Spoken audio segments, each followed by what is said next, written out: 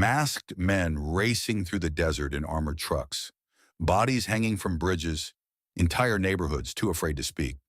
This is not a war zone overseas. This is modern Mexico.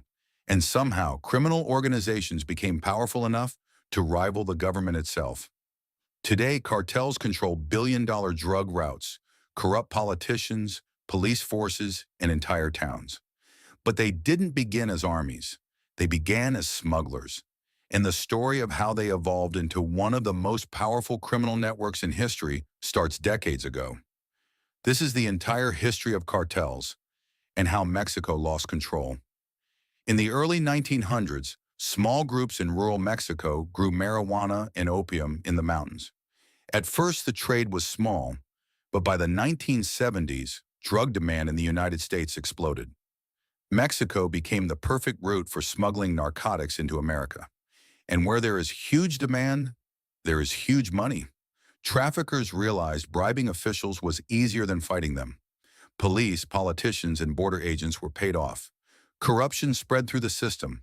Then came Miguel Angel Felix Gallardo, a former police officer who united trafficking groups into one organization, the Guadalajara Cartel.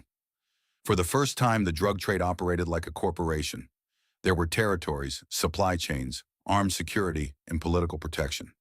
Billions of dollars flowed through the cartel. But in 1985, cartel members kidnapped and murdered DEA agent Enrique Kiki Camarena after he uncovered massive drug plantations. The killing shocked the United States. Pressure on Mexico exploded. Gallardo was arrested. But instead of ending the drug trade, his empire fractured into smaller cartels: the Sinaloa Cartel, the Juarez Cartel, the Tijuana Cartel, and they immediately went to war. At the same time Colombia's cartels were collapsing, Mexican traffickers seized the opportunity. Instead of transporting cocaine, they took over the business themselves. The profits became unimaginable. Luxury mansions rose beside poor villages. Teenagers joined cartels because crime paid more than normal jobs ever could. But as the money grew, so did the violence. Executions became public spectacles. Mass graves appeared across the country. Fear became a weapon. And no group used terror more effectively than Los Zetas. Los Zetas began as elite Mexican soldiers trained in military warfare. Originally hired as enforcers, they later formed their own cartel. What emerged was terrifying. Los Zetas operated like a private army. They used military weapons, armored vehicles, torture tactics, and propaganda videos. Entire towns were massacred. Journalists disappeared. Mexico's drug war no longer looked like organized crime. It looked like a civil war. In 2006, the Mexican government launched a military crackdown against the cartels.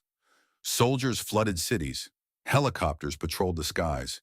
Cartel leaders were hunted down.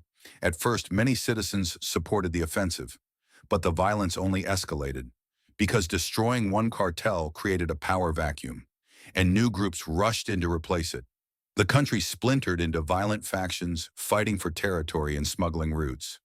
Entire regions became battlefields. So how did Mexico lose control? Part of the answer is geography. Mexico shares a border with the largest drug market on earth, the United States. As long as demand remained massive, the drug trade remained unstoppable. Another reason was corruption. Cartels didn't need to destroy the government. They only needed to infiltrate it. And in many places, they succeeded. Police departments collapsed under bribery and fear. Politicians secretly worked with traffickers. Some communities trusted cartels more than authorities.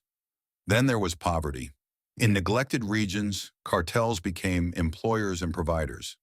Some paid for roads, churches, and food, not out of kindness, but because loyalty kept them in power. In parts of Mexico, the cartels stopped acting like criminals. They started acting like governments. Today, the violence continues. Groups like the Sinaloa Cartel and Jalisco New Generation Cartel fight for dominance using military-grade weapons, drones, armored convoys, and online propaganda. Despite decades of raids and military operations, the war never truly ends, because the cartels are no longer just gangs. They are systems built on corruption, money, fear, and survival. Mexico did not collapse overnight.